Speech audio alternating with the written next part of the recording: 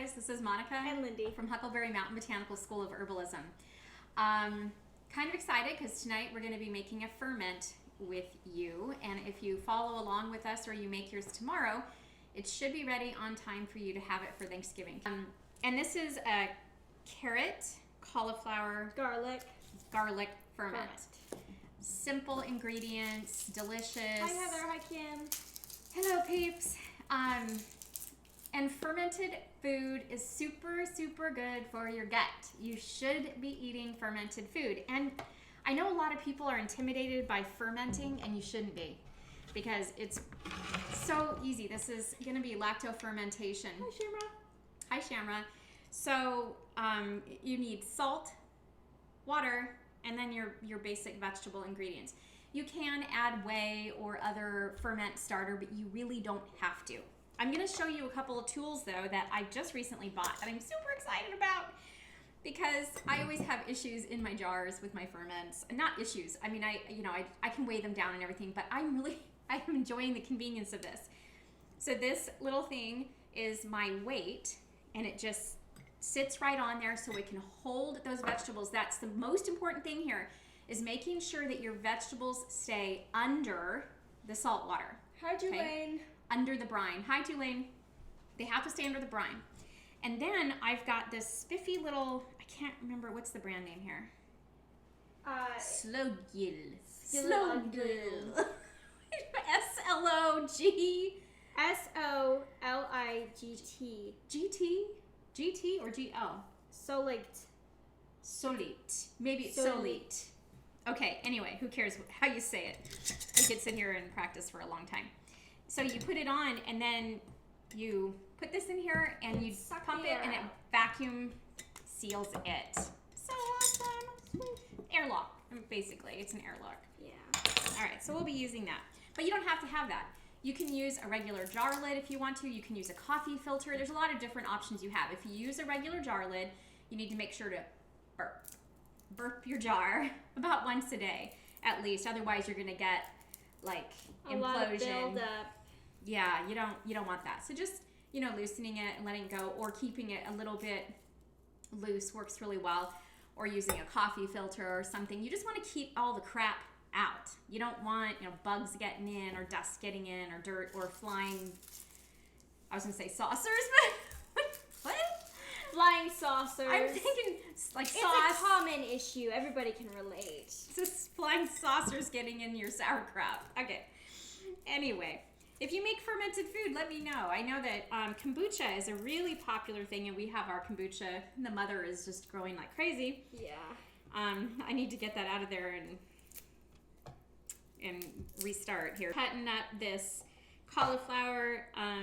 You just need to figure out what size you want. Can we put a couple of tablespoons of salt? We're going to start out just putting the salt in this water, just kind of stirring it up a little bit. Couple tablespoons, so that the salt can dissolve in the water before we pour it on top. All right, so I am peeling the carrots here so that we can do this. And we're going to make these into sticks, so they'll be real nice and easy to serve as finger food. I think we're going to put these out with our cheese and meat platter as our appetizer before Thanksgiving dinner. Not before Thanksgiving. All right, so we're going to cut the ends off of both of these. And don't fret, we can just take these. You can either compost the peels, or I'm going to throw them to our chickens. All right, so I'm going to cut this in half. My goodness. These are about the same length. And for the big fat one, we're going to cut this in half here, lengthwise. I'm just going to trim the edges slightly to try and get a little bit of evenness in the sticks. Do not go for perfection. It's okay if they're not perfect. And if you don't have chickens or you don't compost, then don't worry about it being perfect at all. Just do what I'm doing and leave the edges a little bit crooked, and that's okay. So cut it in half, and then you're just gonna cut it in half again, and then you have sticks. And we're just gonna crush the garlic. that is going to be our first ingredient. Oh, it smells good. At the bottom of our jar.